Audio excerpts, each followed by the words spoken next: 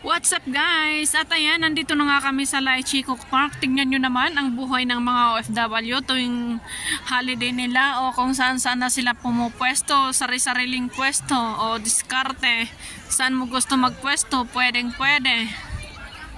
O diba? Habang nagpapalipas ng oras, habang hinihintay ang curfew, pwede kang pumwesto dito. Yan. O, diba, nag-enjoy sila. Andyan na mga pagkain, pwede ka pang matulog. Ayan.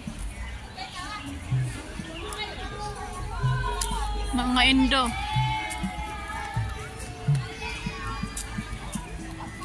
Mga Pilipina.